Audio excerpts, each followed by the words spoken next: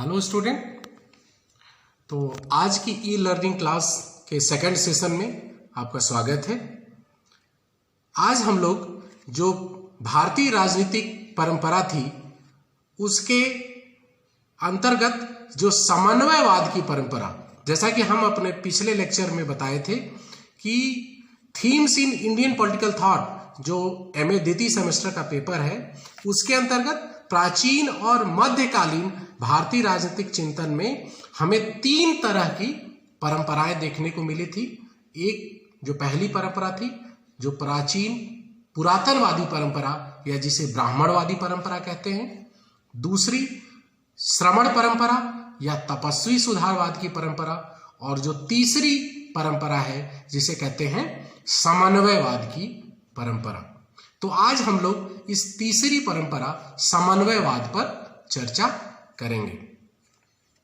यह जो समन्वयवाद शब्द है, अगर हम इसको समझने की कोशिश करें तो इसका अर्थ है सम्मिश्रण करना।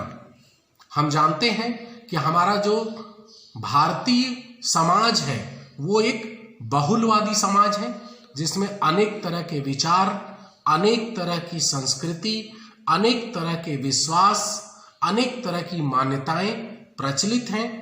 तो इन जो अलग अलग विचार हैं, मान्यताएं हैं, विश्वास हैं, इन सब को सम्मिश्रण कर देना अर्थात इनके विरोधों को समाप्त करते हुए एक में जो मिलाने की प्रक्रिया है उसे ही समन्वयवाद की प्रक्रिया कहते हैं। तो हमें भारतीय राजनीतिक चिंतन में समन्वयवाद अलग अलग समयों में लगातार देखने को मिलता है जो भारतीय जनमानस की आवश्यकताओं के अनुरूप रहा है। अगर हम देखें तो चाहे वो भारतीय कला हो, चाहे वो संस्कृति हो या राजनीति हो, सब में बहुलवाद के स्वर स्पष्ट रूप से दिखते हैं। और यह जो बहुलवाद है कहीं न कहीं समन्वयवादी परंपरा का ही परिणाम रहा है। समन्वयवाद के अंतर्गत यह कोशिश की जाती है कि विभिन्न विचारों, संस्कृतियों, धर्मों के सह अस्तित्व के साथ साथ इनमें अंतर्निहित एकता एवं समानता को उजागर किया जाए, जिससे पारस्परिक विरोध, क्लेश, ईर्ष्या, हिंसा आदि को कम किया जा सके। अगर हम इसके पृष्ठभूमि में बात करें कि समन्वयवाद की पृष्ठभूमि क्या रही है, तो सामान्य रूप से अगर हम हिंदू धर्म की बात करें तो वह खुद में एक समन्वयवाद का साक्षात उदाहरण है। अगर हम हिंदू धर्म में देखें तो बहुदेव प्रथा है। यहाँ अनेक देवी देवताओं की चर्चा की जाती है। यहाँ उनके पूजा पद्धति अनेक हैं। इनके खान पान, इनके रहन सहन, इनके बात व्यवहार, इन सब में हमको तमाम विषमता दिखती है। तो हिंदू धर्म में परंपरागत रूप से हमको जो विभिन्नता दिखती है वह समन्वयवाद का ही प्रतीक रहा है। चाहे वो अनेक गुटों में बटे हों, अनेक शाखाओं में बटे हों या अनेक ऋषि मुनियों द्वारा अलग अलग तरह के प्रवचनों के द्वारा उनकी व्याख्याएं हों।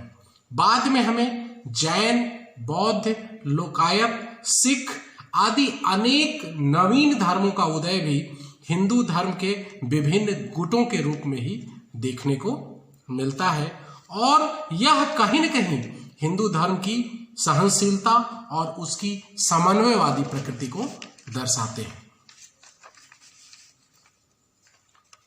अगर हम देखें तो भारतीय चिंतन में हमको अनेक शास्त्रों तथा ग्रंथों के अंतर्गत वैचारिक स्वतंत्रता, विश्वास और दार्शनिक विविधता देखने को मिलती है। चाहे वो षड दर्शन हो, चाहे वो कर्मकांड के विश्वास हो, ये जो समस्त पद्धति थी ये विभिन्नताओं के द्वारा एक समन्वयवादी प्रकृति को दिखलाती थी। अगर हम भारतीय संस्कृति की बात करें तो यह हमेशा से समृद्ध और विविधपूर्ण रही है। यहाँ सांस्कृतिक, धार्मिक, संजातीय धाराओं में संघर्ष के साथ साथ सहयोग एवं समन्वयपूर्ण संवाद लगातार दिखता है। यहाँ एक ओर वैदिक सनातन परंपरा है, तो दूसरी ओर बौद्ध, जैन, कबीर, ज्योतिबा, खानदोबा, तुकाराम, चैतन्य महापुरुष प्रभु तथा तंत्र साधना जैसे अनेक संतों के विचारों तथा स्थानीय संस्कृतियों का उदय भी हमें भारत में दिखता है। लेकिन इन सभी तरह के अलग अलग विचारों और मान्यताओं को एक साथ भारतीय संस्कृति ने अपने में संजोकर रखा है।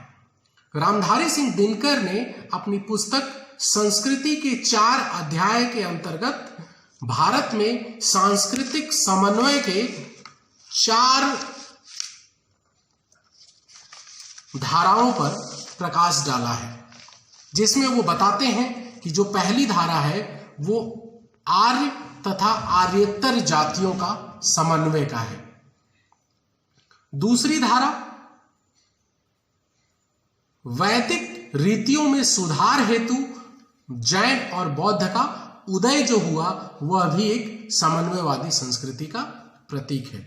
तीसरी धारा में वो लिखते हैं कि भारत में तमाम विदेशी आक्रांता, जैसे वो मुसलमान हों जो इस्लाम धर्म अपने साथ लेके आए या अंग्रेज हों, इन सब का यहाँ के हिंदू धर्म में समागम हो गया और उसके द्वारा अगर हम देखें तो इस्लाम और हिंदू के समन्वय के द्वारा एक सूफीज्म, जो एक सूफीवाद की परंपरा भारत में या दीन इलाही की परंपरा हमको एक नवीन रूप में देखने को मिलती है। इसके अलावा जो तमाम यूरोपीय महाशक्ति भारत में आए, अपनी संस्कृतियों को लेके आए, उनके प्रति जो भारतीयों की प्रतिक्रिया हुई उनमें भी हमको समन्वयवाद का स्वरूप दिखता है।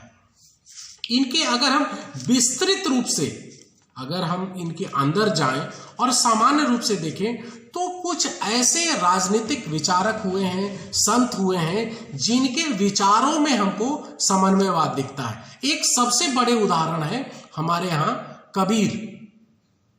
कबीरदास जी ने अपने विचारों में से जहां हिंदू धर्म के कर्मकांडों या कठोर रीति रिवाजों पर प्रहार किया है, वहीं उन्होंने इस्लाम की भी तमाम ऐसी मान्यताओं पर आघात किया है जो प्रचलित थी। हम तमाम उनके वांग्मय को पढ़कर समझ सकते हैं कि कबीरदास जी कैसे भारत में एक समन्वयवादी विचारक के प्रतीक के रूप में हमें दिखते हैं। दूसरे विचारक अगर हम देखें तो नानक देव, हमको नानक देव में भी तमाम, चाहे वो इस्लामिक मान्यता हो, वैदिक मान्यता हो या जो भिक्षुओं को जनमानस के बीच में बिखरी हुई कबीरदास जी की मान्यताओं हो, इन सब को आपस में सम्मिलित करते हुए नानक जी ने सिख धर्म की परंपरा का उदय किया, जो बाद में 10 गुरुओं के द्वारा आगे बढ़ते हुए हमको अलग अलग रूपों में दिखता है। इसके अलावा महात्मा गांधी, वो स्वयं में एक समन्वयवादी विचारक के प्रतीक थे।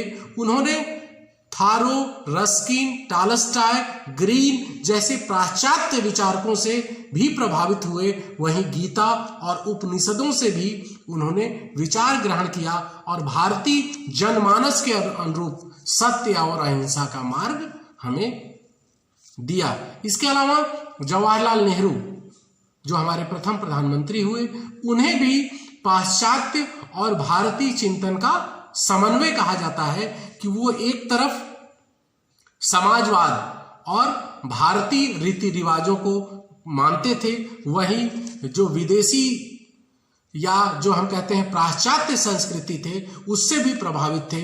दोनों के समन्वय के द्वारा भारतीय राजनीति को दिशा देने का प्रयास किए थे। तो इस तरह हम देखते हैं कि जो भारतीय राजनीतिक चिंतन है उसमें जो समन्वयवाद की संस्कृति रही है वह भारतीय राजनीति को कभी अतिवादी बनने नहीं दिया है। अगर हम देखें तो जैसे तमाम दूसरे देशों में सैनिक विप्लव हुए, तानाशाही की स्थापना हुई, उस तरह की परंपरा हमको भारत में देखने को नहीं मिलती है। अगर हम आजादी के बाद के अभी तक के कालखंडों को देखें तो 1950 के बाद भारत के साथ तमाम ऐसे देश जो आजाद हुए थे वहां पर कहीं सैनिक तानाशाही हो गई, कहीं पर किसी एक दल का प्रभुत्व हो गया, लेकिन जो हमारा भारतीय जनमानस था वह या भारतीय राजनीति थी वो बहुलवादी, सबको एक साथ लेकर चलने की जो समन्वयवादी जो प्रकृति थी, जो विचार थे, उसी के कारण आज हमको हमारा समाज, हमारा संविधान और हमारी शासन व्यवस्था सुदृढ़ और समृद्ध दिखती है। तो इसके अंतर्गत अगर आपको कोई प्रश्न हो या आपकी कोई समस्या हो तो आप हमसे पूछ सकते हैं। बहुत बहुत धन्यवाद।